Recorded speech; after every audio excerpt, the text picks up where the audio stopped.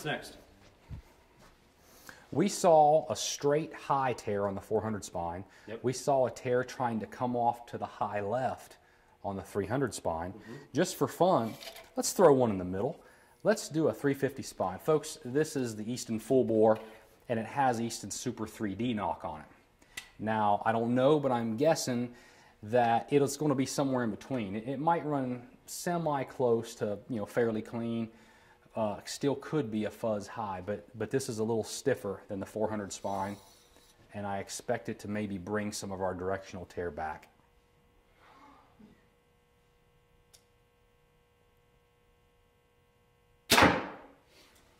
It came down quite a bit.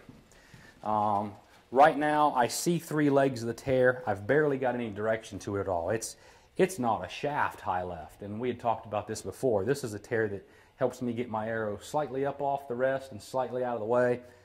I'd probably go ahead and go on back and start long distance group tuning this thing just to see what I could get. But I know you're going to want to work with this a little bit more depending on your game. Now, if your next game is some kind of bullseyes or something, we might run a big arrow. We might run a slower arrow. It might have a super heavy point, it might have feathers, or it might obviously, with Gold Tip, for your sponsor, it's probably going to be on a triple X. So we're going to need a big vane in the back. We're going to need a lot of steering capability. And, if we were to stiffen it up some, it's probably going to bring it in a little tighter for us. So I just wish I could find one place that has everything I need in archery. That too much to ask. Dad, just go to LancasterArchery.com. They have everything.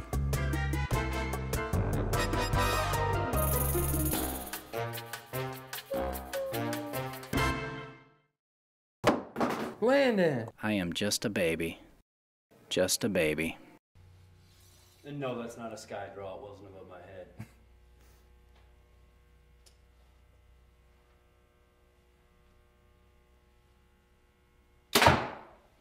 Ooh, that was ugly. why are you torquing the bow? Why are you doing this to me? All right, that gave us all of our directional tear back. It's a little bit high. Now bear in mind it's a triple X, so it's great big fat. It's big as a house. But it came in a little high. Now, if I wanted to fix this right now, I would raise your rest up a little bit.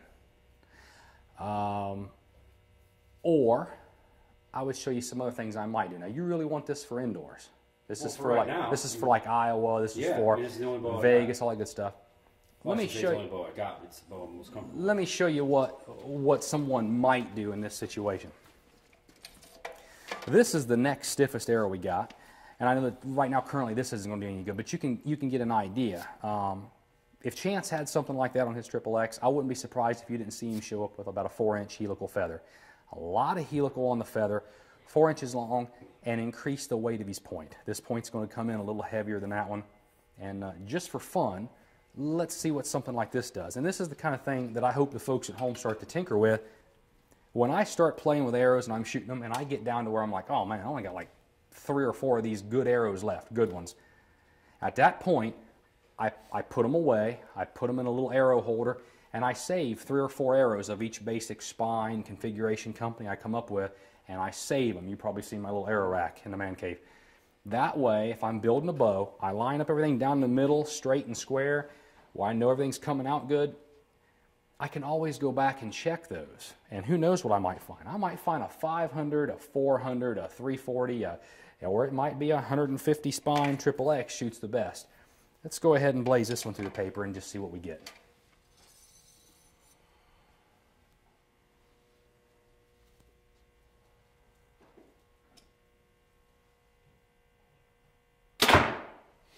Okay, that got all the height out of our tear, but it gave us a directional tear. It tore straight left.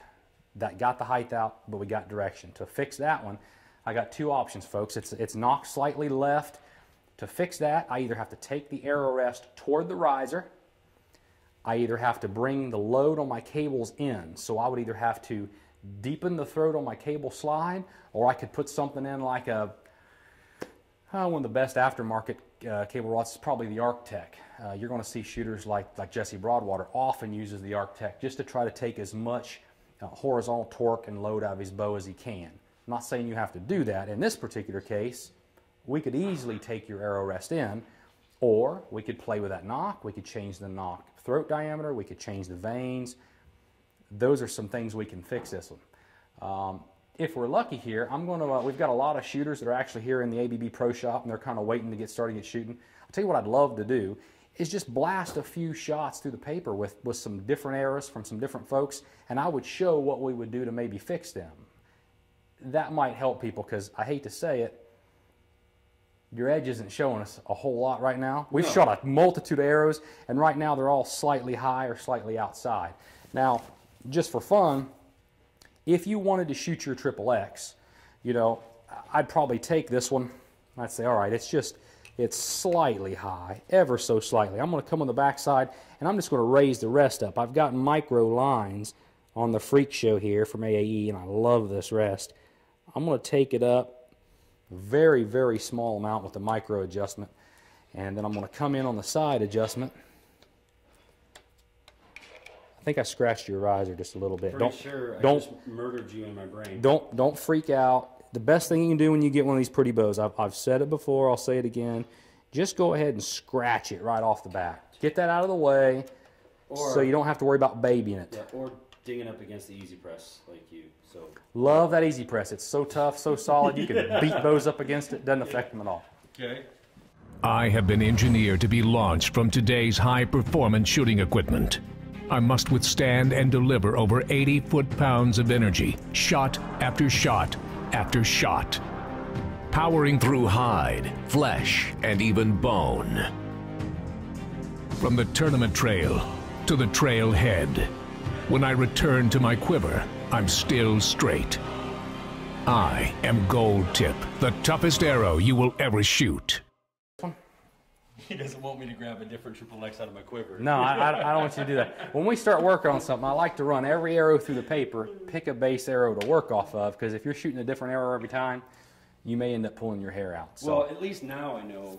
At least now I know that it's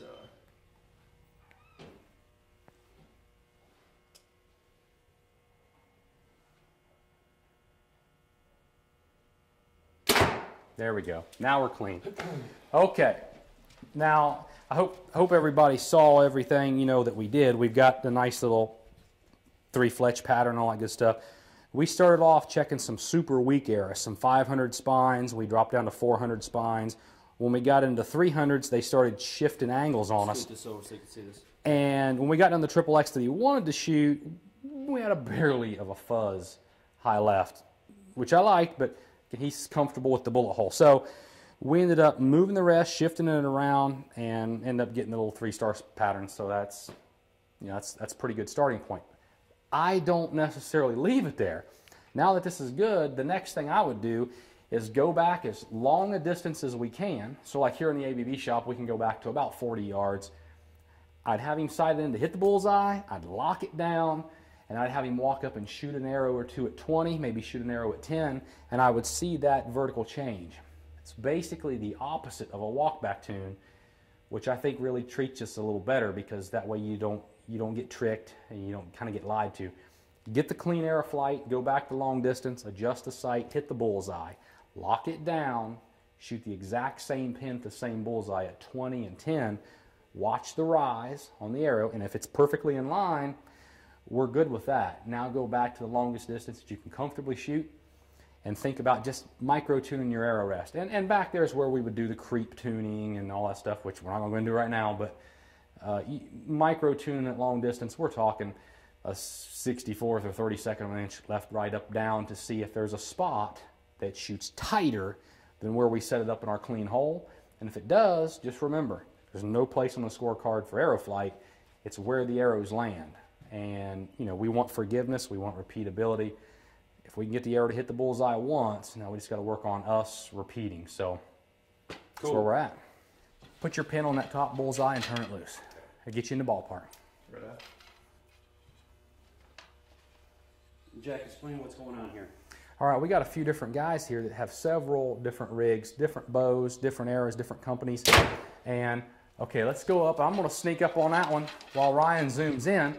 Okay, now this shooter, earmuff shooter, this is quite a bit knock low. If we can see that, you can see one vein here that points up pretty high. That's coming through quite a bit knock low. From here I can tell the shooter's got a spring steel blade rest on. That tells me as his arrow's coming through, it is blasting through the rest and shooting quite a bit knock low. I would need to fix this for this guy because there's a few tears that we can live with and accept. There's some that we don't. We don't always want our arrow to hit through the rest and smash through the rest and ride it the whole way. Almost nobody would go for that. A couple of fixes. We can lower his arrow rest quite a bit, try and clean it up. We can put more poundage on the bow to raise the stiffness of that arrow. We can shoot a weaker arrow. We can make that one longer. We can run a heavier point. Folks, almost any of that would work. One of the last ones is, that cleans this up almost every time, is to put a fall away style rest on it, square everything back up and do it again. Shooter, thank you. I want to.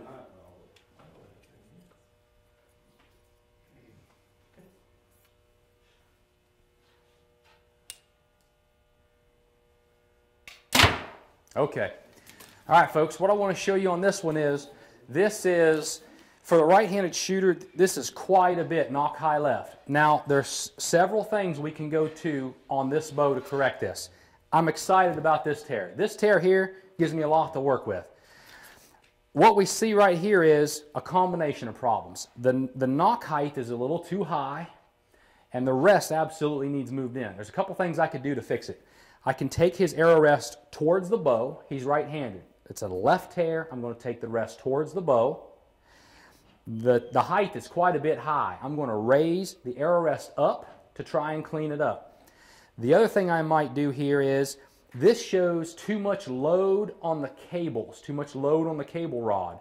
I notice he's got an adjustable cable rod bow. One thing I could do to his, start bringing the cable rod and the cables closer to the arrow. That's going to take load off of this. That's also going to clean it up.